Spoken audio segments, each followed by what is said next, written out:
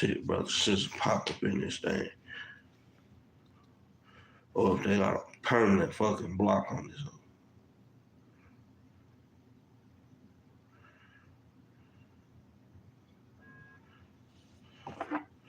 Hip hop doing. Not yet.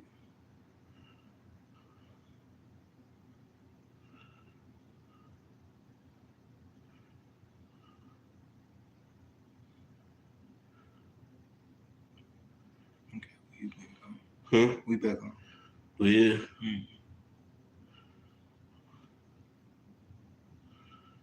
You sure? Yeah. Shit, it won't.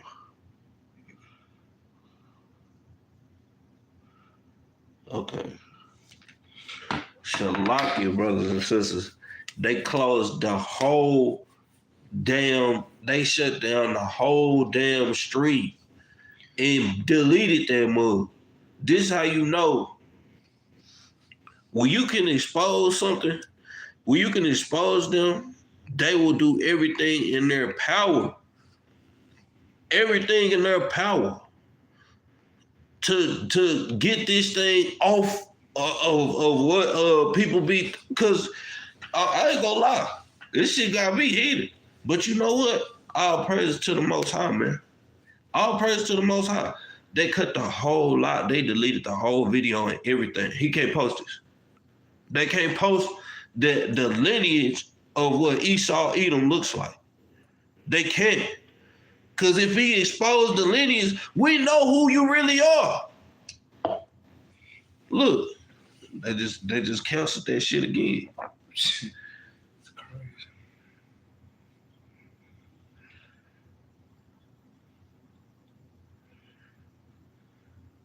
Yeah, they just canceled that shit again. No, it's on there, man. Still on there?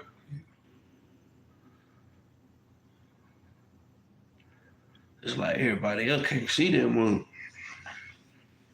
We about to see though. I might need to stay on that move. Yeah, it's cool. Yeah, might need you to stay on that mug to see what's going on. But Shalak, brothers and sisters, for the technical difficulties, man, they do not want this truth. Shalom, brother Moses, man. They do not want this truth to get out. When I say they kicked everybody out, they just kicked everybody out the live. And not only did they just kick everybody out the live.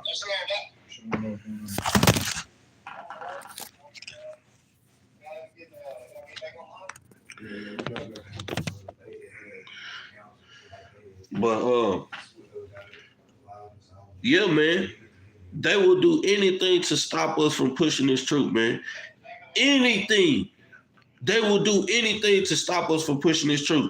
He just exposed in Genesis chapter 2 and verse 7 that Adam and Eve came from the dust of the ground, which is rich soil.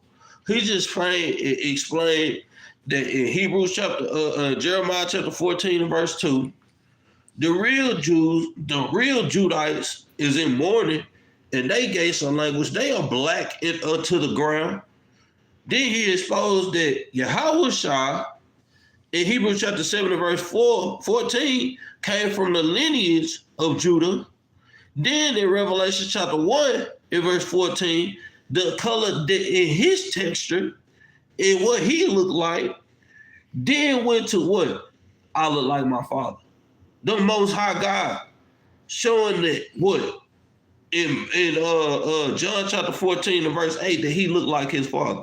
Then went to Daniel chapter 7 and verse 9 to expose that what? The Most High God is not a puff of smoke and that he actually has a body with woolly texture hair himself. Right? Then in Daniel chapter 7 and verse 9, right? Daniel chapter 7 and verse 9. Then we went to Revelation chapter 4 verse 3 to get an even better breakdown of what the Most High God looks like. The skin color of amber. Right? Then we in Ezekiel chapter 1 showing you how that the angels in the Most High God look like burnished brass. Right? They'll do anything to stop this truth, man, that we putting out here. Do anything, man. But we finna keep going with this truth. Call like how by Shem Yahushua. And we went from Ezekiel chapter 1 in verse 3 all the way down to verse 7, showing you that the angels themselves, they had the likeness of man. So when it said they look like babies, that was a lie. When it said they look like babies, that was a lie, right? Then it said that all the angels was so-called red, pale. That was a lie. That was literally a lie. It said that they look like burnished brass in verse number 7, right? Let's read verse 7 again. This is the book of Ezekiel, chapter 1 and verse 7. And their feet were straight feet, and the sole of their feet was like the sole of a calf's foot, and they sparkled like the color of burnished brass. So these angels, they looked at what color? Burnished brass. Meaning brown. The same color and texture of Yahushua. And if Yahushua looked like the image of his father, that means he is what? The same texture, man. Right? Let's read on. Verse 8. Verse 8. And they had the hands of a man under their wings. It says they had the hands of a man under their wings. They didn't look like no babies. They were made in the image of a man. Let's jump down to verse 12. Verse 12. And they went every one straight forward. Whither the spirit was to go, they went. And they turned not when they went. As for the likeness of the living creatures. As for the likeness of the living creatures, let's see what they looking like. Their appearance was like burning coals of fire. So if you even research the image of burning coals of fire, that's black. Black to a what? To a reddish color. Burning color. Because guess what? They got them celestial type beings. They are celestial type beings. So they are black. They are literally black. But they got an aura of fire. They got an aura of fire around them. This is how the Most High God created them, man. Right? Read on. If you ever lit up a barbecue grill, you know how the muds get. Exactly. Black with that little orange, reddish aura around. Just coming around them, right? This is the appearance and the likeness of what the angels look like. Read on. And they turned not when they went. As for the likeness of the living creatures, their appearance was like burning coals of fire, and like the appearance of lamps. The appearance of lamps, because when you think about it, if you light a candle, that little string turn black, but the aura around that little string, it's like the fire. That's exactly what they look like. This is the description that he's giving them, right? Read. It went up and down among the living creatures. It went up and down among the living creatures, right? So let's jump over. Let's read verse 26. Verse 26. And above the firmament that was over their heads. That's over the angels' heads, read. Was the likeness of a throne, as the appearance of a sapphire stone. So there was the likeness of a throne. There was the appearance of a what? Sapphire stone. What color is that sapphire stone, man? When you go and do the research on these things are brown, man. Right? So this person that's sitting on this throne, it's like as the appearance of a sapphire stone. Read. And upon the likeness of the throne was the likeness as the appearance of a man. Of the appearance of a what? Appearance of a man above appointed. So the above upon the throne was the appearance of a likeness of a man. There's 3 different accounts that tell you that the Most High God is not a puff of smoke. Sure. The Most High God actually has brown skin colored, bro. Right? So all these people trying to be like Esau, Edom, blonde their hair, you got the best hair. You got the best skin color, the best skin texture. And guess what? It's women in so-called black women, because y'all not black, that's running around saying, oh, I don't like the black man. I don't like this about the black man. Well, guess what? We look just like Yahweh. We look just like Yahweh Shah. We look just like the king. And so do you. I remember when women used to walk around with that big old, bro, that thing is beautiful, man.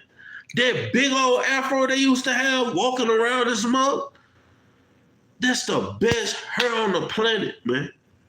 And y'all gotta start looking at yourselves like, I'm in the image of the Most High. I'm in the image of Yahweh Shah. And that's how we gotta start looking at other brothers and sisters. That's why I said, all praise to the Most High for Brother Barakai bringing that thing out in his class yesterday. Cause we all in the appearance of Yahweh Shah. We all in the appearance of Yahweh Shah, of Christ. We look just like Christ. And if we seen that in each other, maybe we have more love for each other, man. Right? 22. Yeah, read 27. Verse 27. And I saw, and I saw as the color of amber. So the likeness of the man, he saw as the color of amber. Read. As the appearance of fire round about within it. The same thing that looked like it's brown. He brown. And the appearance or the aura that he had around him was like fire. And I'm gonna pitch y'all on game. When you read the book of Obadiah, it talks about the house of Judah and the house of Jerusalem shall be a flame and a torch. That's exactly what we're gonna be looking like. Just like his image. We literally gonna be looking like his image. We gonna have fire. Our aura is just gonna be fire around us. Our aura is just gonna be fire around us, man. Then not only that, we already brown. So guess what? The image of what the description of the angels look like, we gonna look like that. We might not have 4 heads and 4 faces and stuff like that, but we are going to look like this. Read on. From the appearance of his loins, even upward, and from the appearance of his loins, even downward. So this is what his whole body looked like. His whole body lit up with fire. And he's sitting on that throne. And he a black man with woolly texture hair. And he got fire all around him. That's holy, man. That is marvelous, man. You got to picture these things in your mind, man. You have to. A man without a vision shall surely perish, man. Put this thing in your mind and meditate on these things. I'll read that. I saw as it were the appearance of fire, and it had brightness round about. Brightness around the fire about, right? Read. As the appearance of the bow that is in the cloud in the day of the rain. So think about it. This is literally giving you the description of what the Most High God looks like. We hear that bow that looks like like it's in a cloud around about the throne again. This is letting you know this is the Most High. Read on. So was the appearance of the brightness round about. This was the appearance. Hold on. Read it one more time. So was the appearance. This was the appearance of the likeness of the glory of the Lord. And when I saw it, I fell upon my face, and I heard a voice of one that spake. So it says this was the appearance of the likeness, right? Of the glory of the Lord, right? This is telling you this is what the Most High looks like. This is his glory. This is marvelous. Look at our King. Look at our Lord, our God. Look at him. This is the description of what he looks like. So when you get there, you won't be surprised. You'll be in full submission to what he has to say. Right? And now that we got Ezekiel out the way, let's go see what the rest of the nation. We know that the Judah mourned and against their language, they are black unto the ground. They look like rich soil. Let's see what else the scriptures say. Let's go to the book of Hosea, chapter 7, and verse 8. Let's see what the rest of the tribes look like. So Judah is basically like the head or the capital, right, of the southern kingdom. And so the whole southern kingdom looked like they was blackened to the ground, different shades of brown. So let's see what the northern kingdom looked like. Let's read this. This is the book of Hosea, chapter 7 and verse 8. But Ephraim, read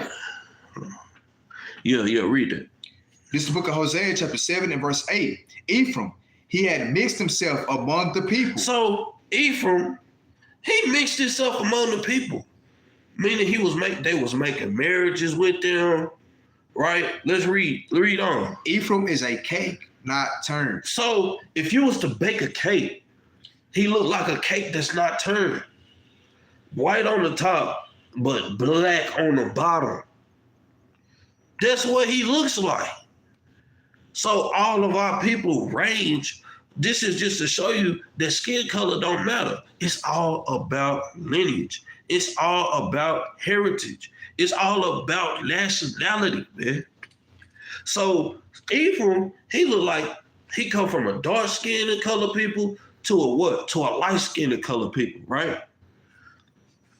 Let me see.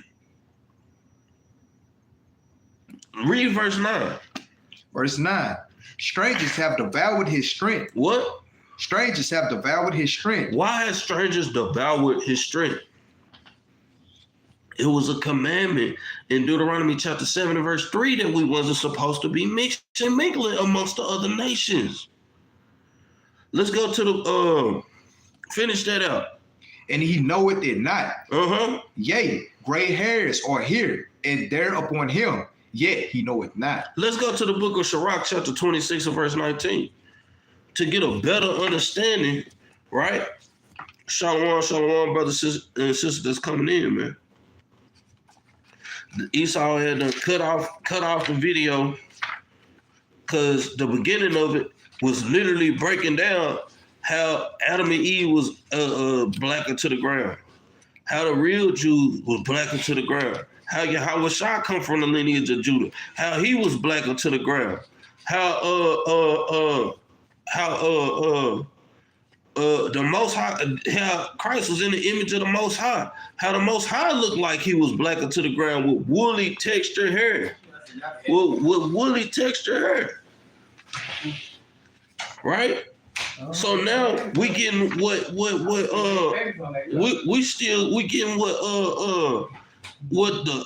northern tribes look like, right?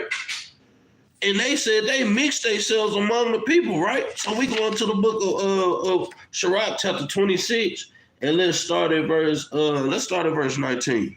This is the book of Sirach, chapter 26, and verse 19. Uh-huh. My son, keep the flower of thine age sound. So when it says keep the flower of thy age sound, this is going into your race, your lineage, your strength. This is what it's going into. Read. And give not thy strength. And what? And give not thy strength. To what? To strangers. To who? To strangers. So it's literally telling you. We already know that I was going to pull it in Jeremiah chapter 12, verse 9. I was going to pull it, but I ain't put it. If I want to get it, we can. But we literally showing you why it's a bad thing to mix and mingle amongst the other nations. Because now Ephraim, they come from a dark skin color to a light skin color, right? But this is what happened. We gave our flower. I mean, we didn't keep the age of our flower sound, and we gave our strength over to the other nations. What is our strength? Our seed. Because when you think about it, it talks about it in Genesis chapter, I think 49, where he was talking to Simeon. Let me see real quick. I'm gonna just read this real quick to give y'all a quick, brief understanding, right? The book, he was talking to Reuben, Shalaki. The book of Genesis chapter 49 and verse 3. Reuben, thou art my firstborn, my might, in the beginning of my strength, the excellency of dignity, and the excellency of power, man. So will you give your first, this is like your first child, right? Will you give? This is giving your firstborn is basically like your strength, man. And when you give that to the other nation and you put your seed in a white woman, you're losing strength. You're losing strength, man. And when a Israelite woman allows a dang Edomite or a heathen to come into them and have that, you're losing your strength. You're losing your strength. Let's go back to the book of Sirach, chapter 26, in verse 20. This is the book of Sirach, chapter 26, and verse 20. When thou hast gotten a fruitful possession through all the field. So think about it. It's talking about a fruitful possession. That fruitful possession, shalom. That fruitful possession out of all the field is going into one of these beautiful women, right? Read. Sow it with thine own seed. It says sow it with thy own seed. Think about it. When I get us a good possession out of all the field, that field going into a beautiful woman. You got a beautiful woman, right? Think about it. Look, what's when you sow and seed? What color is that soil? It's brown. When you got a beautiful possession, you can have something fruitful and multiply out of all the field, right? So this goes to show you that our women really, truly are something like beautiful. Our women really, you are princesses. This is how the Lord sees you, as a goodly field, man. A fruitful possession, man. This is how the Lord sees you. Let's read on. Trusting in the goodness of thy stock. It says, trusting in the goodness of thy stock. I'm an Israelite, and I got me an Israelite woman. You got 12 tribes to choose from. And guess what? I'm going to trust in the goodness of my stock. This is my stock. This is my wife. This is my seed that my wife had. Trust in the goodness of your stock, right? Read. Sow thy race. Sow thy what? Sow thy race. It's literally saying sow thy race, thy nationality. Read. Which thou leavest shall be magnified. Shall be what? Shall be magnified. Shall be strong, man. Read. Having the confidence of their good descent. Having the confidence of their good descent, man. Right? This is how strong and how powerful that thing is, man. The Lord sees you. Remember, we are Yashala, man. A prince that has power with God and with man. This is how the Lord sees us, man. Right? Let's go to the book of Acts chapter 13 and verse 1, right? Let's just go to the book of Acts chapter 13 and verse 1. Because they said we just went over Genesis 2 and 7, Jeremiah 14 and 2, Revelations 1 and 14, Daniel 7 and 9, Revelation 14, Ezekiel 1, basically skimmed through the whole chapter 1, and we just went to Hosea 7 and 8, right? Showing you that all these different people was black. Then it shows you that we was mixing amongst the nations, so we lost our strength. When we think about it, when you mix amongst the nation, what are the number one thing that our people always running around screaming about? Melanin. They lost their melanin. They lost their brown skin texture. Now you got a texture of an Edomite that can't even be outside. They gotta use sunscreen to block the sun. The sun hates them. That literally shows you that the Most High God hates these people, right? So like I was saying, let's go to the book of Acts chapter 13 and verse 1. So brothers and sisters should not be scared or be intimidated by people calling you this, right? Read this. This is the book of Acts chapter 13 and verse 1. Now there were in the church that was at Antioch certain prophets and teachers, as Barnabas and Simeon, that was called nigger. That was called what? That was called nigger. So it might only have one G. And y'all always look for that 2G, and they say, oh, Niger is a continent over there in Africa. Then why was they calling Barnabas and Simeon nigger? if that's going into a continent. It was going into the texture of their skin. What they was calling them, man. They was calling them niggers. Read. And Lucius of Cyrene, and Manon, which had been brought up with Herod, the tetrarch, and Saul. So we see that these men was called niggers. Should that have the should you let somebody win over you, or let you lose control of your mind and let you be angry because they was calling you niggas? No, they was calling the prophets niggers. Right? Which means black. Which means black, man. And if you research and do the definition, we literally just battled a brother on this same topic not too long ago on the streets, man. Researching the definition of nigger, or even if you want to call it niger. It's the definition of a black-skinned man, right? So we see that the disciples, we see that the prophets, the children of Israel, angels, the Most High God, Yahweh, all these people was black. What happened? What happened, man? Let's go to the book of Job, chapter 9 and verse 24. We finna show you what happened. And why all these people changed from a dark-skinned, brown, rich soil-looking man into the image of redness. Pale. Of paleness. Read this, huh? This is the book of Job, chapter 9 and verse 24. Uh-huh. The earth is given into the hands of the wicked. The what? The earth is given into the hands of the wicked. The earth is given into the hands of the wicked. Who is the wicked? Malachi chapter 1 and verse 3. Esau. 1 and verse 4. They are the border of wickedness, man.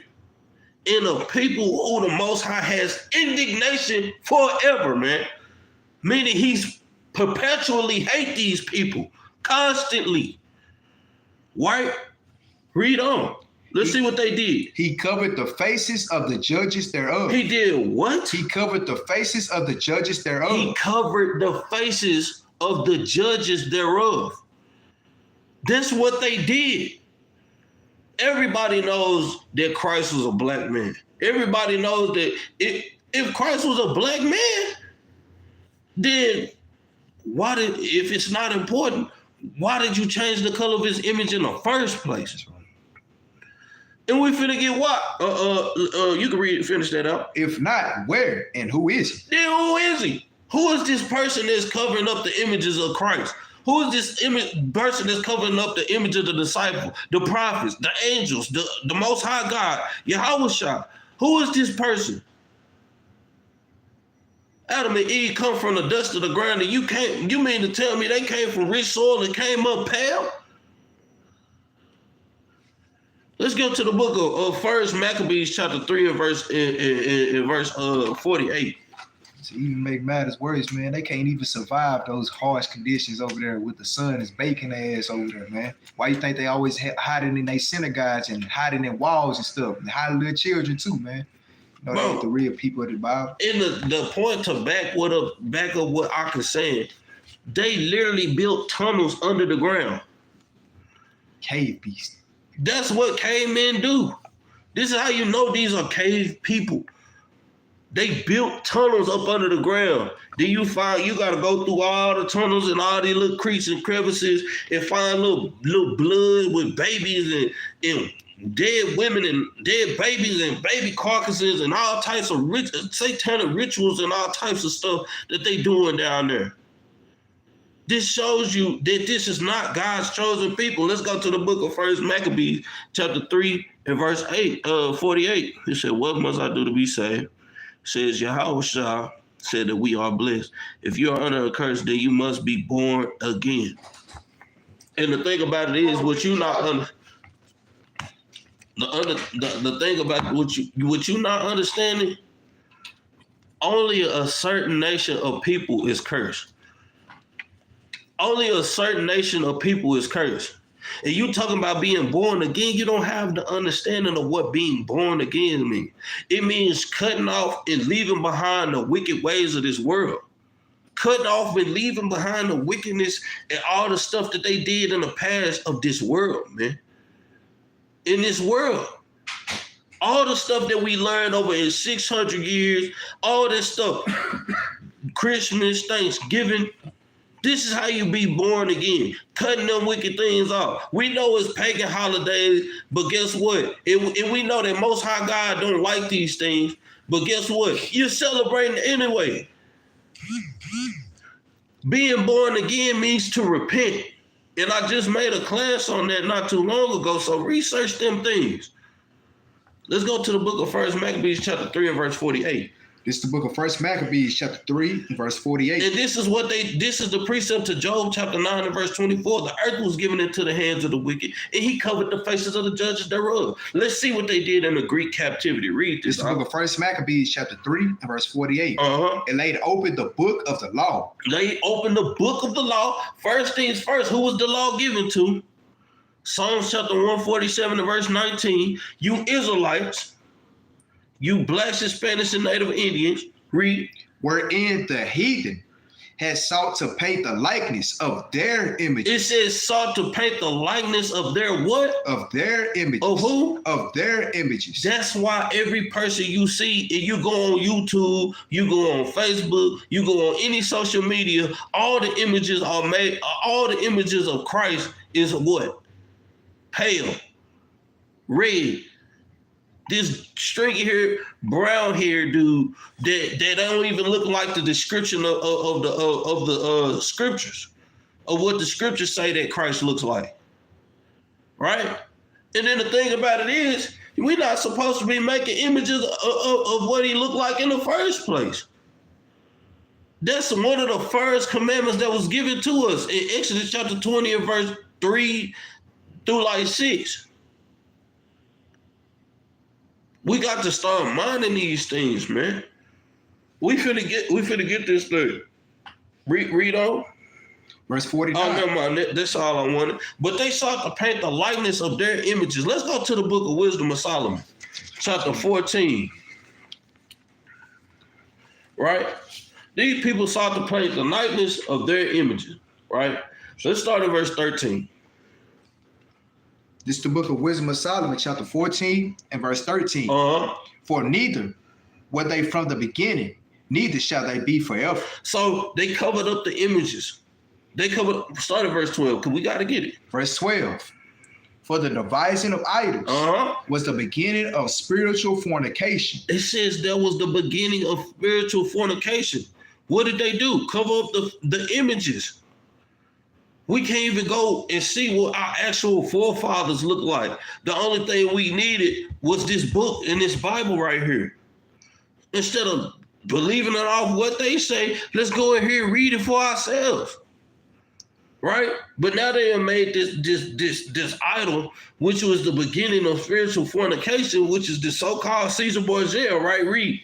And the invention of them, the corruption of life. And it's a corrupt thing to sit up here and worship this false image of the Messiah, right? That's a corruption. Read. For neither were they from the beginning, neither shall they be forever. Read on. For by the vainglory of men, they entered into the world, and therefore shall they come shortly to an end. What's coming shortly to an end? These fake images, man. These fake images. Read. Verse 15. For a father afflicted with untimely mourning. Pay attention. A father afflicted with untimely mourning. Read. When he had made an image of his child, soon taken away. So he made an image of his child, which was soon taken away. Let's see what he did with this image. Read. Now honored him as a god. Now did what? Now honored him as a god. That's idols. That's going into idolatry. Now he's starting to make him a god. This man who lost his son, right? Made an image of him, and then now he's become a god. Read on now. which was then a dead man. Which was what? Which was then a dead man. Meaning Caesar Borgia, that false image of Christ is a dead man. Read. And delivered to those that were under him ceremonies and sacrifices. What are them ceremonies going into? Them ceremonies, Christmas, Thanksgiving, Easter, all these wicked holidays that they portray. These are the ceremonies. What were the sacrifices? We were those sacrifices. They was burning Indians when they came over here. They were burning Hispanics, making sacrifice. I just posted on Instagram. I literally just posted on Instagram how they was burning us alive, man. They was burning us alive, man. As they said that it was supposed to represent the burning bush of Jehovah, a white deity or something like that. And I'm looking at this thing, I'm like, bro, I was just having this same conversation the other day. Watch this, read on, let's read on. Thus, right? in process of time, an ungodly custom, grown strong, was kept as a law. So think about it. How do you know it's kept as a law? Everybody can't work. They let people off of work. Some jobs, they say it's double pay. I'd rather take the double pay. Read on. Engraven images were worshipped. Engraven images were worshipped. That's a graven image. This Caesar Borgia, this white Moses, this white Adam and Eve, this white Ezekiel, this white Daniel, all these white angels, all these are graven images. These things ain't the real images, man. Read on, By the commandments of kings. By the what? By the commandments of kings. Now we see why in First Maccabees chapter 3 and verse 48, the heathen sought to paint the likeness of their images, man. Read on. Whom men could not honor in presence. Read, pay attention. Whom men cannot honor in presence. Read. Because they dwelt far off. They what? They dwelt far off. In the grave. Read.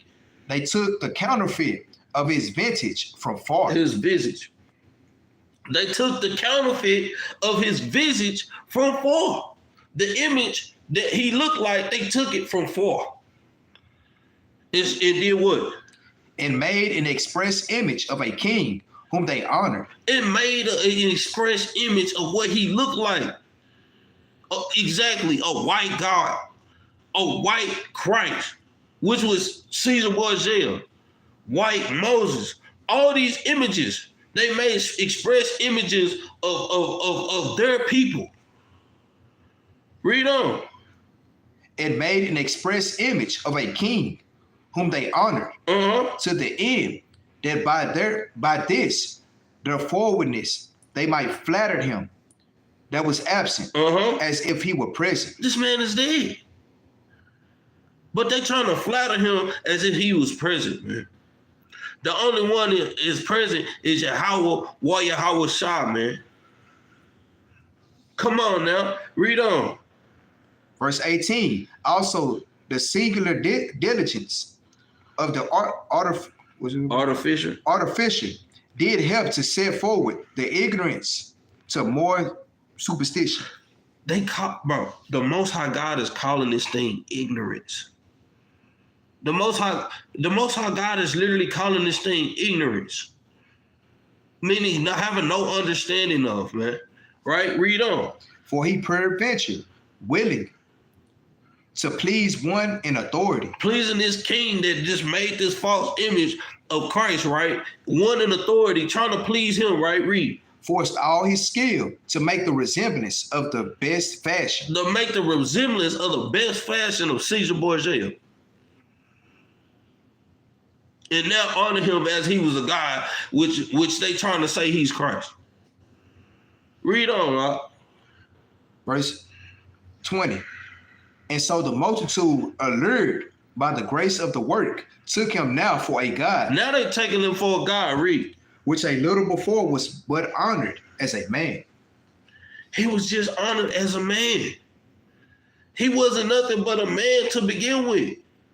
And now he done returned to the dust. This false image of Christ. But now we got this image all over the place. Right? And we're gonna stop. I can literally keep reading all the way down. I can literally keep reading all the way. We could keep reading all the way down. Breaking down this false image. This is what got that white Christ out of my head. This is what got me away from fearing that white Christ. That so-called white, that red Christ, that pale Christ, that dead Christ. That's not Christ, man. Right? Yeah. And I could, so like, go ahead. Because even when you jump over to like chapter 15 and verse 4, it's going into another precept. You precept with 1 Maccabees chapter 3, verse 48. You can go ahead and read that out. The book of Wisdom of Solomon, chapter 15 and verse 4. For neither did the mischievous invention of men deceive us. Deceive who? Deceive us. So, you know, us that knew what the game plan was. We understand that they did cover the faces of the judges thereof, man. And they try to change our king into a so-called white man and a plethora of other things, man. But go ahead. Nor an image spotted with diverse colors. What? With diverse colors. Because, you know, they try to, because, you know, nowadays, you know, you got AI, so they be trying to make little images of like even what Sibo being like a Chinese or an African, or hell, even like how some of our people got a black image of Sibo, man. That's still Sibo, man. Because when you read Revelation chapter 1, verse 14, how I was breaking down earlier, we know he had hair of wool. When you look at that image, even though he's in a dark complexion, that's still damn Sibo, man, just in a diverse type of color. But go ahead. The painter's fruitless labor. No, it's fruitful. Fruitless labor. So the Lord called these things fruitless labors, man, because they doing it all for naught. They doing it to deceive our people as a nation, because as a nation, our people are deceived by those things. But us that's in the truth, our praise to the Most High God, hey, we can't be deceived by those things no more. We all had that mindset where, well, I think Christ was white. I mean, black, so-called black man, but they still ain't gonna try to search out and do their actual research on that thing, man, to see if that's an actual true thing. But when you research this Bible, that's why I said, blessed is the man that read it. You find out that it is so, man. But that's it on that. And all praises to the Most High, because the thing about it is, they always say, we worship one God. We all worship the same God. Well, what if we all worship the same God, why you got this image of this white Christ in here? Right. Why you got this image of this Caesar Borgia? The image of Mary? Mary wasn't even that color. Right. Come on now. Moses wasn't that color. Adam and Eve wasn't that color. They even got King David and Goliath white. And I'm like, come That's on. why I said, what sense do it make if you got, okay, you said this was, first thing first, think about us in Egypt. You got white people enslaving white people in Egypt. That's why I was saying earlier, and I love to pull this point, because of the simple fact, why is white people fighting against white people in the Egyptian captivity? David slew Goliath. You mean to tell me that the Israelites was white and the Philistines was white as well, that they was fighting? Make it make sense. Daniel, he was in like 3 captivities. Bro, Daniel was white in every single last one of the captivities. They were all white. Somebody's lying, man. Where in the world was black people back then? If Adam and Eve came from the dust of the ground, where was they at? This is ridiculous, man. And that's why we got to expose this thing. You know what we about to do? We about to go through the lineage now. Let's go to the book of Genesis, chapter 25 and verse 23. We got to go through these things, man. Exposing the lineage, man, of Esau, Edom. Right? Genesis 25, 23. Right? Let's read this. It's the book of Genesis, chapter 25, verse 23. Uh-huh. And the Lord said unto her, 2 nations are in thy womb. So these are 2 races of people that is in Rebecca's womb, right? Read. And two manner of people Two different types of people are what? shall be separated from thy bowels. Shall be separated. Not, they should be together. Shall be separated from thy bowels. This is literally saying that we need to separate from these people. Let's see who these people is. On the womb. Yes, from the womb. Come on, And the one people shall be stronger than the other who people. is the one? Hold on, read on. And the elder shall serve the younger. So the elder shall serve the younger, and the one people shall be stronger than the other people. Read on. And when her days to be delivered were fulfilled, behold, there were twins in her womb. And the first came out red. And the first came out what? Red. What? Red. The first came out wed. R-E-D. Come on now. The first came out red. The other should serve the younger. So this the first one that's coming out and he is red. What do we call Caucasians down south? Rednecks. So let's see what he called. Let's see what they call him. Read this. And the first came out red. All over, like an hairy garment. All over, like what nation of people is red and hairy? Like a hairy garment? Without a Gillette razor. Come on now. It's funny, but this shit serious. What nation of people is red and hairy? Read on. And they called his name Esau. And they called him what? And they called his name Esau. And to be honest with you, the Indians wasn't red. Brown. They was brown at first. Brown. They was Cleveland brown. They was brown at first, man.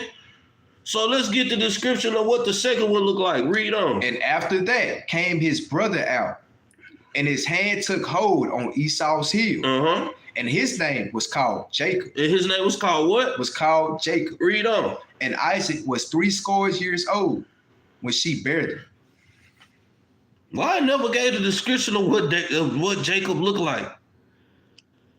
Because all them people up until now was of a brown skinny color. This is the first time you ever hear in a race of red people or white people or pale people or whatever you want to call it people. Read on. Let's see what attributes they had, right? Or what characteristics they had. Read. Verse 27. And the boys grew, and Esau was a cunning hunter. A man of the field. So think about it like this. Esau was a cunning hunter. What people like to hunt?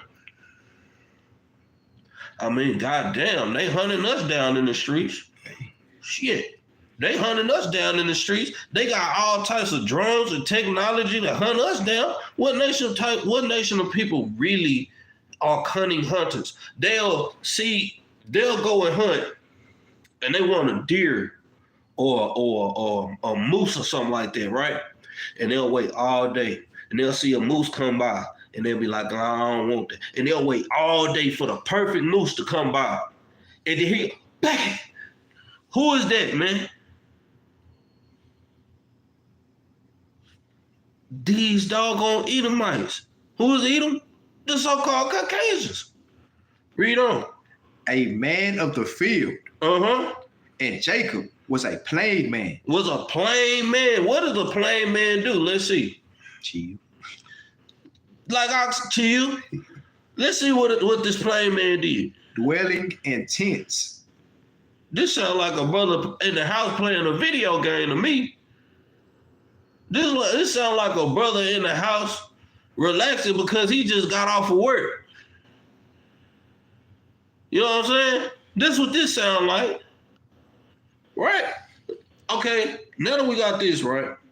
Now that we got this, let's move on because I don't want to take too long. Let's go to the book of Genesis chapter 36, right? Let's go through this lineage, right? Let's go through this lineage. Now we at the lineage part. Let's go through this lineage of what? Yes, that's right. White people, man. They are cunning hunters, man. Right? Let's go to the book of Genesis. Let's start at let's go to chapter 36. And let's start at verse 1. Let's read this. This is the book of Genesis, chapter 36, and verse 1. I say descendants of Esau. Right? Descendants of Esau, right? Let's read it. Now these are the generations of Esau, who is Edom. So these are these are the generations of Esau, who is Edom, man. Let's jump down to verse 8. Verse 8. Thus dwell Esau in Mount Seir. Esau is Edom. Esau is what? Esau is Edom. So we know if we was to keep reading down on that Genesis chapter 25, it would tell you that he liked that red pottage, therefore it was his name called Esau. He don't eat his meat all the way cooked through, right? So Esau is Edom, right? Let's read on. These are the names of Esau's sons. Eliphaz, the son of Adah, the wife of Esau, Reuel, the son of Beshemath, the wife of Esau. So let's think about this. The main one we want to pay attention to is Eliphaz. So we went from Edom to Eliphaz, right? Now, to get the proper lineage, let's go from Eliphaz to Amalek. Let's go to the book of First Chronicles, chapter 1, and verse 30. Well, you know what? Jump down to verse 25, not 25, but 12 real quick, right? Let's see who Eliphaz had, right? Let's read on. Verse 12.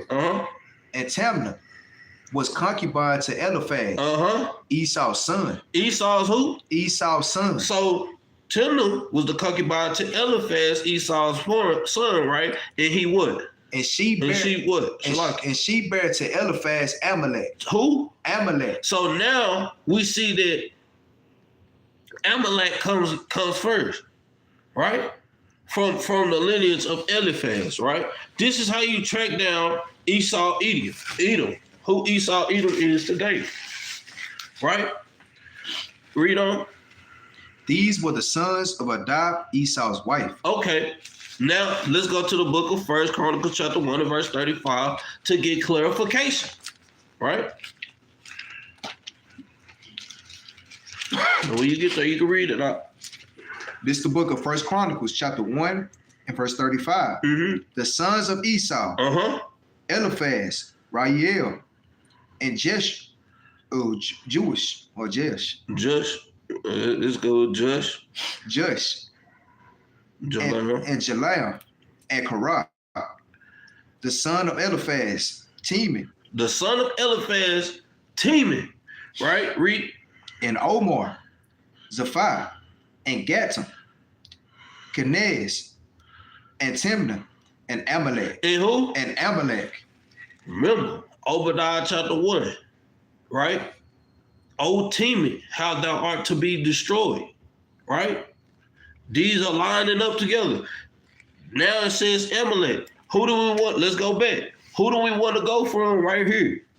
We want to go from Amalek to Agag, the Agagite, right? So let's go to 1 Samuel chapter 15 and verse 5. So we just went from Esau to Eliphaz. From Eliphaz to who? To Amalek. And now we're going from Amalek to who? The Agagites, right? 1 Samuel chapter 15 and verse 5. This is the book of 1 Samuel chapter 15 and verse 5.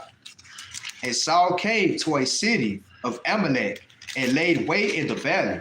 And Saul said unto the Kenites. So first thing first, we get an understanding where Saul is. Right? He came to the kingdom of the Amalekites, right? Read. Go depart, get you down from among the Amalekites, lest I destroy you with them. For ye showed kindness to all the children of Israel when they came up out of Egypt. So the Kenites departed from among the Amalekites. And Saul smote the Amalekites and Havilah, from Havilah, until thou comest to Shur. that is over against Egypt. Right? So we see that Saul is slaying all these Amalekites, right? Read on. And he took Agag. And he took who? And he took Agag. So now we see that Agag is what? Read. The king of the Amalekites. Agag was the king of the Amalekites, right? So now we went from the what's the name? Eliphaz, Shalaki, Eliphaz to Amalek. Now from Amalek to Agag, right? Read on. And he took Agag, the king of the Amalekites, alive, and utterly destroyed all the people with the edge of the sword. So now we see that he take Agag alive, right? So now that we seeing that he took Agag alive, now we need to go and see the lineage of Agag, right? So let's go from Amalek to Agagites. Now from the Agagites to who? To Haman. Let's go to the book of Esther, chapter 3, and verse 10. But remember, if Saul would have did what he did, this would have been the end of them. That their bloodline would have been cut off forever, man. Exactly. They kept him pursuing. They went on ahead and kept him alive, and hey, that's why we deal with him to this day. Exactly, man. This is literal lineage of Esau, Edom, man. Watch this. Esther chapter 3 and verse 10. This is the book of Esther, chapter 3 and verse 10. Uh-huh. And the king took his ring from his hand and gave it unto Haman, the son of Hammedatha,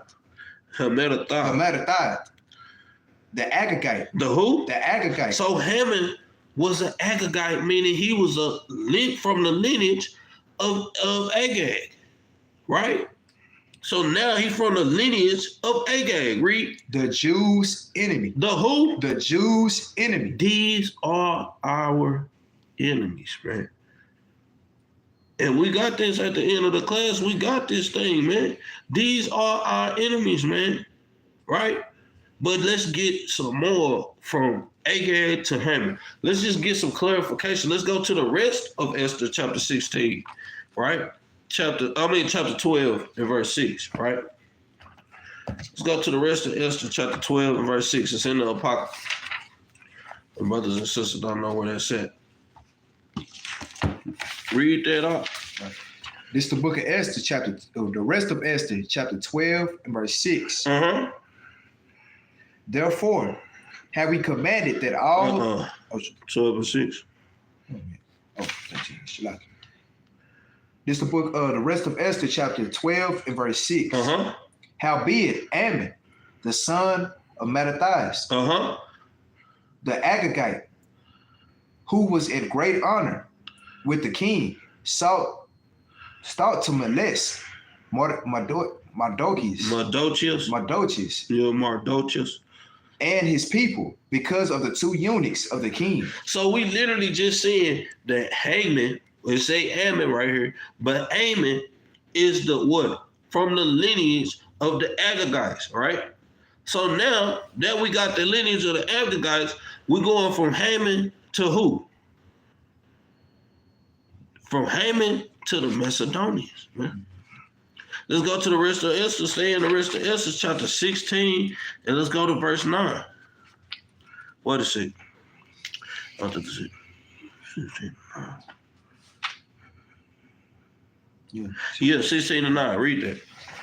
It's the book of rest of Esther, chapter 16, verse 9. Uh-huh. Both by changing our purposes and always judging things that are evident with more equal process. Proceeding. For Ammon, a Macedonian. For Ammon, a who? A Macedonian. The same guy went from Haman to being an Agag, to being an Agagite, Shalakia.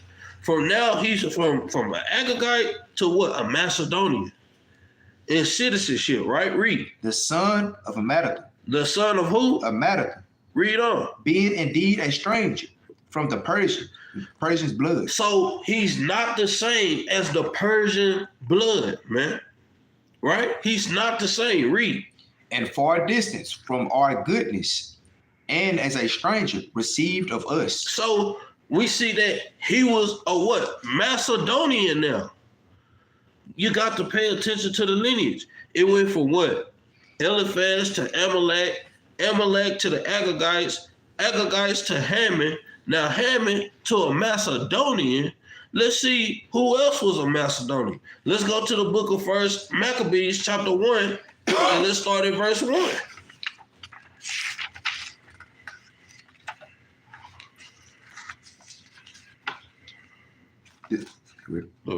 This is the book of 1 Maccabees, chapter 1, verse 1. And it happened after that Alexander, son of Philip, the Macedonian. Son of who?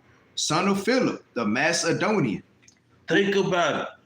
Alexander, the son of Philip, the Macedonian. Who is Alexander? Who is this Alexander going into? Alexander the Greek freak. The Greek freak. Alexander the Greek freak, man. We finna see why. Read.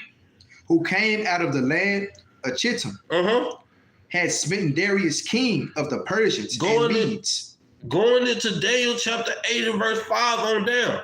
How the kingdom of the Greeks was going to take over of the Persian and Medes. Right? Read on. That he reigned in his stead at the first over Greece. So Alexander the Greek, the freak, he was the one that reigned first over Greek. This is in the scriptures. This is in the scriptures, man. And we cannot just skip past this thing, man. Right? For what you see is literally talk about how it went from the Persian to the Greek kingdom. Then it says, think about it. They went from Haman to the Macedonians. Now, who else is a Macedonian? Alexander the Greek, the freak. Let's jump over to let's jump down to verse 7. Right? This is the book of 1 Maccabees, chapter 1 and verse 7. So Alexander reigned 12 years and then died. And his servants bare rule, every one in his place. And after his death, they all put crowns upon themselves. So did their sons after them many years. And evils were multiplied in the earth. And there came out of them a wicked root, Antiochus, surnamed Epiphanes. Antiochus, think about this. Why was they going? Why in the world was he called? Hold on, man. You got to line these things up. Why was the prophets in Antioch? Why do y'all think the prophets was in Antioch and this man's name was called in Antiochus? Read on. Son of Antiochus, the king, who had been in hostage at Rome, and he reigned in 137 years. Well, in the 107th year, 37th year of the kingdom of the Greeks. So King Antiochus, right? He ruled over the kingdom of the Greeks, right? And then we wonder why we had prophets out there in Antioch. That's Acts chapter 13 and verse 1. I'm gonna read this real quick. Y'all should know where I'm going. Psalms chapter 49 in verse 11. Psalms chapter 49 in verse 11. Literally showing you a prime example of what they did back then. Read this, This is the book of Psalms, chapter 49, verse 11. Their inward thought is that their houses shall continue forever, and their dwelling places to all generations. And their what? And their dwelling places to all generations. So they thinking that their kingdom's gonna last forever. Read on. They called their lands after their own names. They what? They called their lands after their own names. So think about it this way. Where is neither? Hold on, wait a second. I don't want to jump the gun on them. But you see why they was in Antioch, right? Now you see why they was in Antioch. Let's go back and read chapter 1 and verse 41. Hold on, because we want to pinpoint this. Remember, Esau is a fugitive and a vagabond, man. So that's why you see them in all these different places, man, because everywhere they go, these bastards don't leave, man. And that's why they always take the place of these people that was originally there. So even with like how they were saying with with dude being in Rome, or he was being a hostage in Rome. That's because he was taking the place of these things. And then, you know, later on, they became the Romans, because I know I'm going to touch on that. That's why it says they're dwelling places to all generations. So as long as we generating, or any race of people is generated, just know them bastards going to be there, man, because they fugitives and vagabonds. Exactly. That's why they calling themselves, the land of Ireland, they calling themselves Irish. They say they Jews, they Jewish. What are they? Scotland, what else? Scotland, Scottish, British. All these different things lead up to show you who the Caucasian lineage is, or the Edomian lineage. Edomian meaning Edomite lineage, right? So let's go back to the book of 1 Maccabees, chapter 1 and verse 41, because we got to touch on these things. We got to read this, huh? This is the book of 1 Maccabees, chapter 1 and verse 41. Moreover, King Antiochus wrote to his whole kingdom that all shall be one people, and everyone shall leave his laws. So all the heathen agreed according to the commandment of the king. So all these people, all the heathen agreed according to the commandment of the king, which was King Antiochus. Remember, he named his name, land after his own name. Read on. Yea, many also of the Israelites. Many who? Many also of the Israelites. So it was Israelites there. What did they do? Consented to his religion. They did what? Consented to his religion. It did what? And sacrificed unto idols and profaned the Sabbath. You got to look at these things. So now we should get an understanding on why it says neither Jew nor Greek. Because King Antiochus was ruling at the time during the Greek kingdom, which was in 333 or 332, whichever you prefer, BC. You know what I'm saying? And then that Greek line transfers over to who? The Romans. The Romans. So now we finna get from the Greek to the Romans. Just to clarify, read that Acts chapter 13 and verse 1 one more time, just so you can understand that these was Jews these was Israelites that was in the kingdom of what was Antiochus in his city.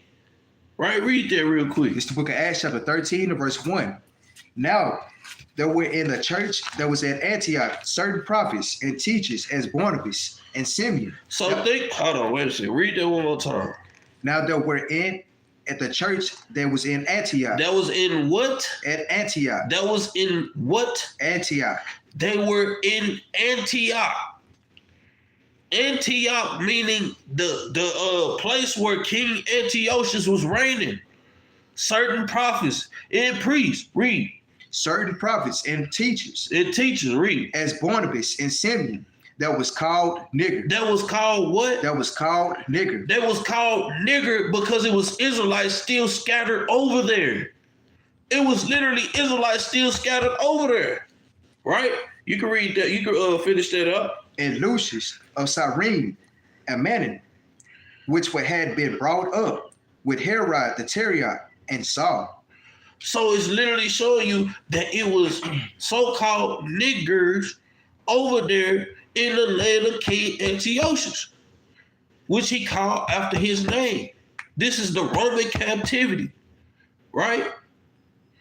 So let's go to the book of 1 Maccabees chapter 1 and verse 8 and see how chapter 8, 1 Maccabees chapter 8, and we're gonna start at verse 1. To see, and this is the last spiel, to see how the kingdom of the Greeks, we just literally went through the whole lineage. Now we're going to see how the kingdom of the Greeks was got over or conquered the kingdom of the Romans. The kingdom of the Romans conquered the kingdom of the Greeks, Shalaki. Mm-hmm. Now we're going to see how the Romans conquered the kingdom of the Greeks. Let me remind you, who was in Rome? We're gonna read that one more time, just to show you who was in Rome. The book of 1 Maccabees, chapter 1, and verse 10. And there came out of them a wicked root. Antiochus, surnamed Epiphanes, son of Antiochus the king, who had been a hostage at Rome. So it was already Edomites over there in Rome. Right? Let's jump over. First Maccabees chapter 1. Let's start at First Maccabees chapter 8, and let's start at verse 1. This is the book of First Maccabees chapter 8 and verse 1. Now Judas had heard of the fame of the Romans. So now it's going into the Greco-Roman period, right? Read. That they were mighty and valiant men, and such as would lovingly accept all that joined themselves unto them, and make a league of amity with all that came unto them. So we see the kingdom of the Romans literally made a peace agreement, a league of amity, a peace agreement with all the people that was coming unto them, consenting unto their ways, right? Read. And that they were men of great valor. Uh-huh. It was told him also of their wars and noble acts, which they had done among the Galatians. Among the who? Among the Galatians. Think about it. Their noble acts among the Galatians. Read. And how they had conquered them and brought them under tribute. What's in the book of Galatians? What's in the book of Galatians? Because we know the book of Galatians was written to Israelites that was in Galatia. What's in the book of Galatians? We're going to get there real quick. Galatians chapter 3 and verse 28.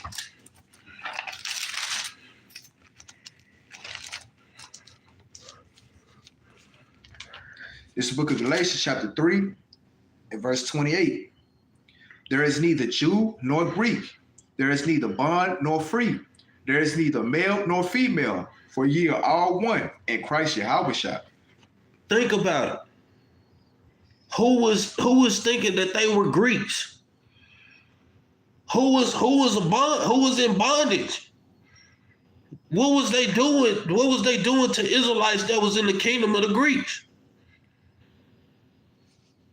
We just literally read that Israelites consented to the ways of King Antiochus. This is in the book of Galatians. You got to pay attention to these things. Let's go back.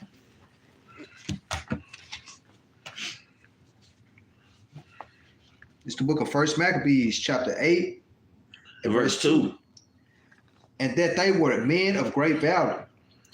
It was told him also of their wars and noble acts, which they had done among the Galatians, and how they had conquered and brought them under tribute, and what they had done in the country of Spain for the winning of the mines of the silver and gold, which is there. So we see that these Romans, these Edomites, conquered the places of Galatia. Now it says they were in Spain. What happened in 1492? Spain. The Spaniards came from Spain and came down into America and conquered the who? The Indians and the Hispanics. Hispanics, property of Spain. Hispanics. We see that the Romans was conquering these lands and these nations. These were Edomites that was conquering this, right? So this is letting you know that if they conquered the land of Spain and they spoke Spanish, and they sent the Spaniards called the conquistadors to this land, which was called Arcerit, this is letting you know who the Edomites are today. This is letting you know who the Edomites are today, right? Read on. Verse 4. And that by their policy and patience, they had conquered all the place. Because think about what I was telling you. It says their policy and their patience. Think about what I was talking about earlier. What does a cunning hunter do? He got their rifle lined up. He got his little food trap all the way over there. And he's going to wait till he see the right one that he wants. He's going to be patient. He's going to let a couple of them pass by or whatnot and then go set another trap because he don't want that one. He's going to use patience to get the biggest one to feed his family, right? So now we seeing that these Romans had patience, through their policies and their patience, they had conquered all these places. Let's read on. Though it were very far from them, and the kings also that came against them from the uttermost part of the earth, till they had discomforted them, and given them a great overthrow, so that the rest did give them tribute every year. And that's the thing. They literally conquered everybody that came unto them. This is how the Roman Empire started. Started out by them slaying people that's in Galatia. Spain took over many countries, right? Having the patience. And then putting them under tribute every year. What is that going into? That sounds like taxes to me. Right? And that's guess what? It's Latinos too. You know what the word Latino comes from? Latin America. Come on, man. You got to put these dots together, family. Latinos, Latin America. Who are the Latin? Come on now. You got to put these things together. Right? Let's read on. Verse 5. Beside this, how they had discomforted in battle Philip and Persians, king of the Chittims. Look at these things, read. With others that lifted up themselves against them and had overcome them. Who else? Let's read. Also Antiochus. Who? Antiochus. Read. The great king. The who? The great king. Of who? Of Asia. That came against them in battle, having 120 elephants. Even King Antiochus, the Grecians came over against them in battle, right? With 120 elephants, right? Read. With horsemen and chariots and a very great army. Read on. Was discomforted by them. So even they were discomforted by them. Read on. And how they took him alive. They took King Antiochus alive, man. Read. And covenanted that he and such as reigned after him should pay a great tribute and give hostages, and that which was agreed upon in the country of India and Media and Lydia and of the goodliest countries, which they took of him and gave to King Eumenes. Read on. Moreover, how the Grecians had determined to come and destroy them, and that they, having knowledge thereof, sent against them a certain captain, and fighting with them, slew many of them, and carried away captives. So we see that the Grecians literally was trying to come against them, and all the Romans did was send a captain against them and slew them mightily, man. Right? Read on. Their wives and their children. It took hostage, it took captive their wives and their children, read. And spoiled them, and took possession of their lands, and pulled down their strongholds, and brought them to be their servants unto this day. Read on. It was told him besides how they destroyed and brought under their dominion all other kingdoms and isles that at any time resisted them, but with their friends and such as relied upon them, they kept amity, and that they had conquered kingdoms both far and nigh, and so much as all that heard of their name were afraid of them. So we see all the power and the might that literally these Romans came with, right?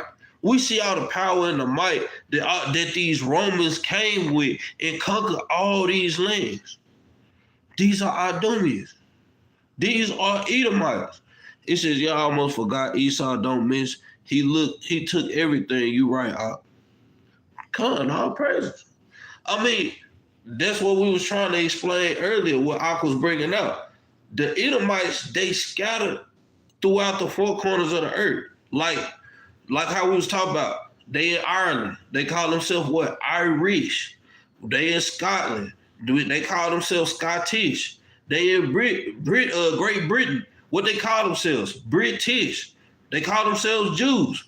What do they use for their term? Jewish. How are they all these issues? Ish, meaning pertaining to not the real thing, right?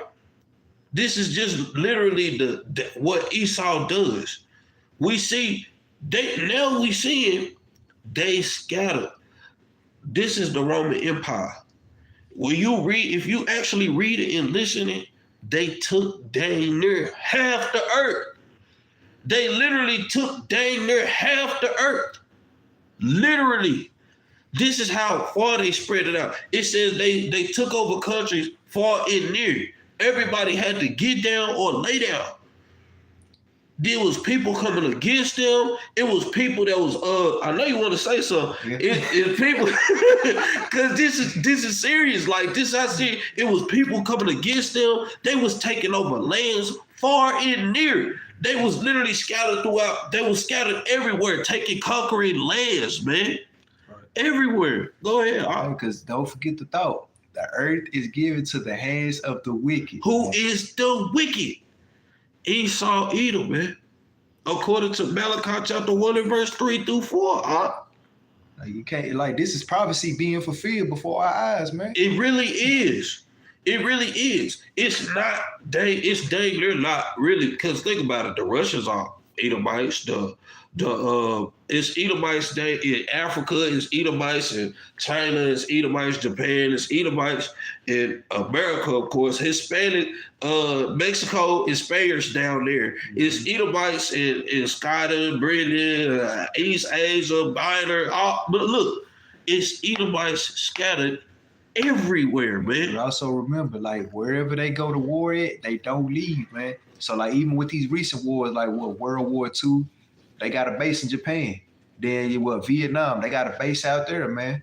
And then Afghanistan, they got a base out there. So, hey, just like how they had these same war tactics back then, they got them same things right now, man. Hey, man. And they go on the money because each kingdom that they take over, they take their customs from them. Mm-hmm. They took our customs from us, man. That's why they calling themselves Africans now. They're going to be Afghanistan in a little bit. They literally, these people have literally become every nation under the sun, man. They literally, these people, that's why I was telling you earlier. How in the world is it that Edom and Eve was white, the Philistines and David, they was both white. Daniel went into 3 captivities. All captivities were full of nothing but Edomites. Was full of nothing but Caucasians. They covered up the faces of the judges thereof. The Philistines were really Africans. You know what I'm saying? So all these different lineages, all these different people that they said it was lies. The original Greeks, they was of a dark skin complexion type of people. The original Greeks was. Come on now. Let's read on real quick. You know what I'm saying? Just to I want to finish this thing out because we are at the end of this month, man. Where do we stop at? Let's read verse 12 again. Verse 12. But with their friends and such as relied upon them, they kept amity. Meaning they kept those covenants and agreements, right? Read. And that they had conquered kingdoms, both far and nigh, and so much as all that heard of their name were afraid of them. And this is what they did. This is a good precept to put with that bud. Psalms chapter 55 and verse 21. This is literally showing you what they did. They made an agreement with them, and then you see what happened. They made the agreement in the covenant with them, and you see what happened when Christ was coming about, how they was doing the Jews, all the stuff that they was doing to the prophets, all the stuff that they was doing to all these different kingdoms. Look at the prime thing right now. Look at how America was just with Iraq, and now they with Iran, or was they with Iran, and now they with Iraq. It was one of them. It was one of them, and now they killing up them. Right. broke that covenant. Broke that covenant. This is what they did. Read this. It's the book of Psalms, chapter 55, verse 20. Uh-huh. He had put forth his hand against such as be at peace with him. And what did he do? He had broken his covenant. He what? He had broken his covenant. Let's see what Esau used, man. Let's see what Esau has used, man. Like Mama Ra said, man, stealth, kill, and destroy. That is what Esau does. That's literally what they do, man. Right? Read on. Let's see what type of tactics they use, right?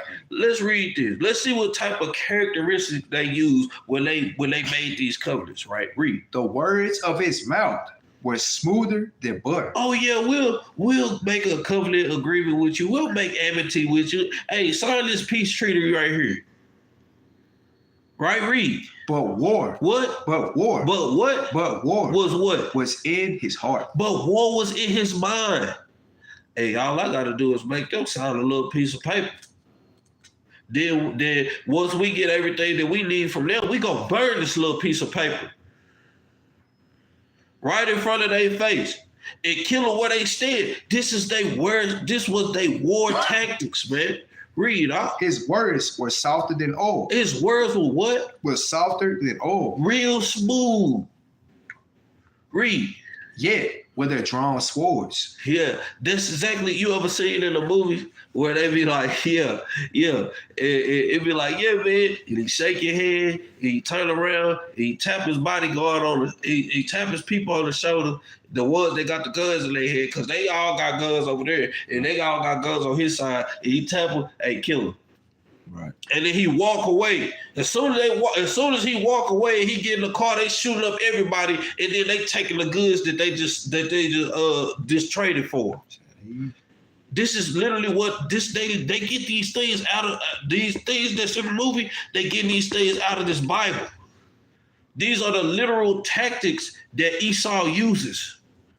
These are the literal tactics that these Caucasians use.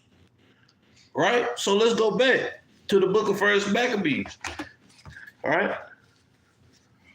It's the book of First Maccabees, chapter 8, verse 13. Uh-huh. Also that whom they would help to a kingdom, those reign, and whom again they displace, finally, that they were greatly exalted. So, and whom they displaced.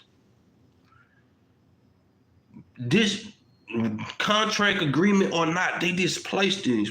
Whoever they displaced them. Read, Yet, for all this, none of them wore a crown or was clothed in purple. So they weren't looking like kings and stuff like that. What is it saying? Read on. To be magnified thereby. What was they wearing? They traded in all their purple and gold and wearing crowns and stuff like that. They traded it in for a suit. That's what they traded it in for. Let's see the type of government they set up. Read on. Moreover, how they had made for themselves a Senate house. What do America have? What do America have? They read that one more time. Moreover, how they had made for themselves a Senate house. They made themselves a Senate house. Read on. Wherein 320 men sat in council daily. Sat in council daily, right? Read on. Consulting always for the people, to the end they might be well ordered. You know what precept I think about when it says they consulted together? How that they may be well ordered? Let's go to the book of Psalms, chapter 82. No, 83 and 2. Salaki. This is the book of Psalms, chapter 83 and verse 2. You can start at verse 1. Verse 1. Keep not thou silence, O God. Hold not thy peace, and be not still, O God. For lo, thine enemies make a tumult. They made a tumult, read. And they that hate thee have lifted up the head. They have lifted up the head, right, read. They have taken crafty counsel. They taken what? Crafty counsel. Against who? Against thy people. Which are the Israelites, right, read. And consulted against thy hidden ones. And they have did what? And consulted against thy hidden ones. It sounds just like the same thing that these Romans was doing. Read on. They have said, come and let us cut them off from being a nation, that the name of Israel may be no more in remembrance. So anytime brothers and sisters running around calling themselves the real Jews, you see how they cut off they money supply, use the banks to cut them off. They use all these different type of tactics to try and keep this word hidden. They said, let us come and cut them off for being a nation so they be no more in remembrance. But guess what? We can read now, Master. Right? Read on. Let's see what else. For they have consulted together with one consent. With one consent, read. They are all confederate against thee. They are all confederate against thee. Let's just read. Let's just read. Just read on. The tabernacles of Edom. The tabernacles of Edom. And the Ishmaelites. And they team it together. What that sound like? It sound like it's going into this when we reading in 1 Maccabees chapter 8, making amity together. Read. Of Moab. And the Hagarenes. Africans, Ishmaelites going into Arab, Moab going into Chinese, Hagarenes going into Africans. Read. Gebal. And Ammon. Japanese. Read. And Amalek. Some more Edomites. Read. And Philistines. Africans. With the inhabitants of Tyre. Africans. Ashur. Also is joined with them. They have holpen the children of Lot. Salah. These are the people, they literally telling you, these are the people they all making an agreement with. These are the people they making an agreement with, man.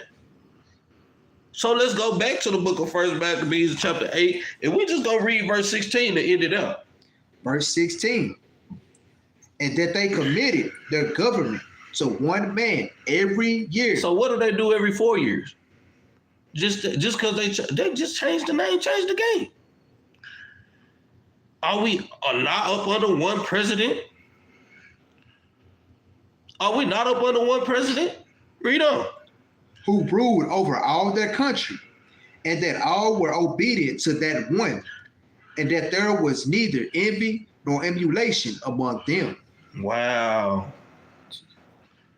There was neither envy nor emulation among them.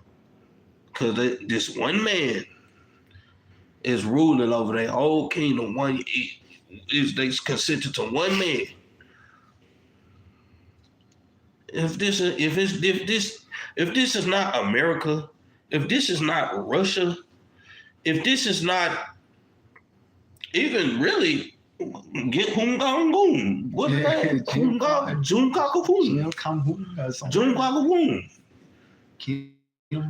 Look at all these people running around, leaders.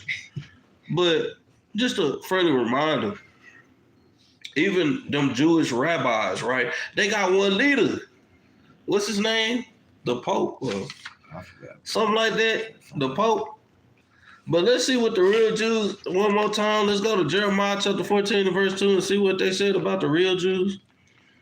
To show you that these motherfuckers be lying. Read it one more time. This is the book of Jeremiah chapter 14 and verse 2. Judah mourning. So the real Jews are in mourning, right? At the gates thereof language. Meaning they don't have no leadership. What the heck? What? So you mean to tell me all these leaders around here, you think they the real Jews? When they say the gates thereof are language? We ain't got no leaders. We ain't got no leaders. They are what? They are black. Unto the what? Unto the ground. They black? Unto the ground. Look like soil? Right? Brown? Different shades of brown? Read. And the cry of Jerusalem is gone up. Oh, Lord. In the cry of Jerusalem, our people are in mourning, man. Our people are literally in mourning, man. And with that, we say shalom, man. Hopefully this class was edifying to brothers and sisters, you know. Hopefully this class was edifying to brothers and sisters to get the true lineage of Esau, Edom, man. Showing you how, I'm going to just briefly go over what we went over earlier. I know the class, they literally, in the beginning of the class, they cut that mud completely off. They destroyed that whole video. We wasn't even 30 minutes in yet. I wasn't even supposed to go this long. We was 30 minutes in all the way. We went from Genesis 2 and 7, showing you Adam and Eve came from the dust of the ground, different shades of brown. Jeremiah 14 and 2, Hebrews 7 and 14, right? To Revelation chapter 1 and verse 14. You know, we just read Jeremiah 14 and 2. The Jews was black. Hebrews 7 and 14 going into what? Yahweh came from the tribe of Judah. It says Revelation 1 and 14. We know that's going into the description of what Christ like. John chapter 14 and verse 8, which is going into what? Christ said he looked like his father, right? Then we went to Daniel 7 and 9, showing that the Most High God has woolly texture hair. He has a body. He has a body. He sits on the throne. Revelation 4 and 3, showing you his skin color again. Ezekiel chapter 1 and verse 3.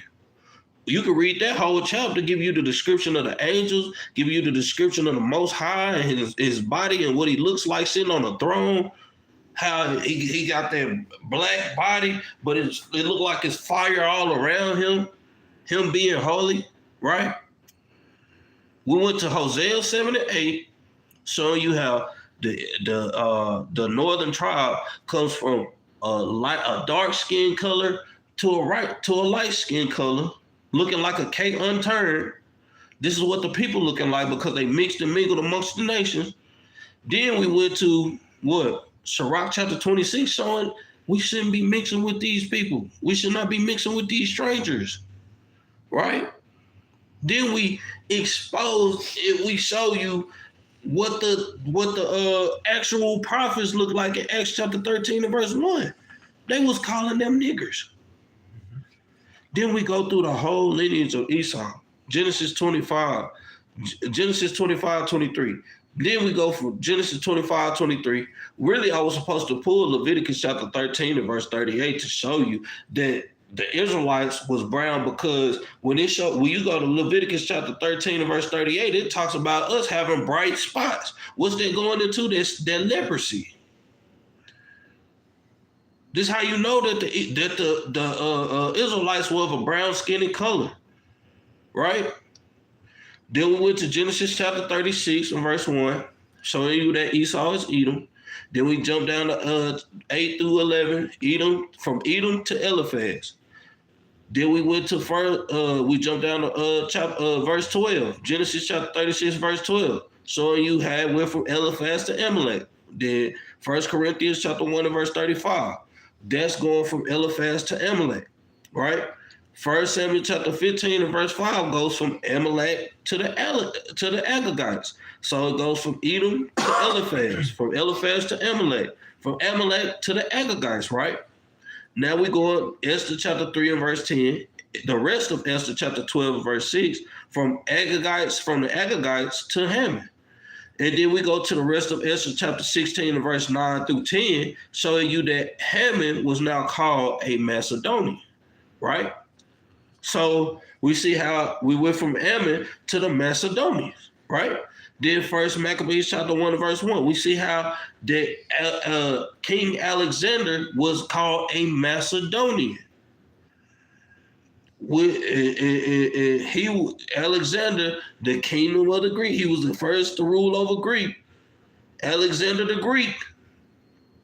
Then we see how the kingdom, we see how King Antiochus was a ruler of his seed that came into the stock. Now we see why the children of Israel was in Antioch. King Antiochus, we see the children of Israel in Antioch. Chapter, will you read down, jump down to First Maccabees chapter 1, 7 through 10, 7 through 11. Show you that King Antioch was ruling. He called his name after his own land. Psalms chapter 49 and verse 11, right? So we showing that it was actually, and then we jump down to First Maccabees chapter 1 and verse 41 through 44, showing that it was actually Israelites consenting to what King Antiochus had and what his agreement and what his laws were, right? how many of the Israelites consented to that thing. So now you see what happened in the Greek kingdom, that many Israelites was consenting to that thing, right? Then we went to 1 Maccabees chapter 8 and verse 1, showing you how the Romans conquered the Greeks, going into the Greco-Roman captivity, right? Now, since we at the end of this thing, the law today is Sirach chapter 21 and verse 10. 12. Chapter 12 and verse 10, God dang it. Shalak. I appreciate brothers and sisters for tuning in to the class. Appreciate y'all, for brothers and sisters, for the GoFundMe and the cash apps and all your arms that y'all sending to build this nation, man. You know what I'm saying? It's going into the building of the nation, man. Right? And Lord's will, I hope this class was edifying the brothers and sisters. But let's go to the book of Sirach, chapter 12, real quick. And we're going to start at verse 10. This is the book of Sirach, chapter 12, and verse 10. Never trust thine enemy. What? Never trust thine enemy. So stop trusting in these white. It already said that in First Samuel, chapter 15, and verse 5, that the Amalekites was our enemy. Meaning these Edomites was our enemies, man. Right? Read on. Never trust thine enemy. For like as iron rusted, so is his wicked. So he's speaking to you all those smooth words and smooth things. But his iron starting to rust. The Most High starting to lift up that shirt.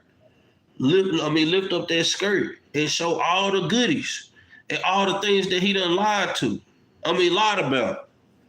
Raising up that skirt that like that gust of wind. Now you're smelling fish all over the place. Everything's stinking. Right? Read on. Though he humble himself and go crouching, yet take good heed and beware of him. It says take good heed, man, and beware of him, man. Read. And thou shalt be unto him as if thou hadst wiped a looking glass. Meaning you wiping off, man. Nigga, you know how you be in a bathroom, right? And you taking your shower, the water hot, and you go to the mirror to take a look at yourself, but you gotta wipe that mirror off. You gotta wipe that looking glass off, man, so you can see yourself in the mirror. Right? This is the same thing with Esau, Edom. You gotta wipe that thing out. Hey man, is this really Esau? Yeah, that's Esau. This how you gotta do that thing, man. Read. And thou shalt know that his rust had not been altogether wiped away. His rust ain't been altogether wiped away. His wickedness, man. He's still wicked.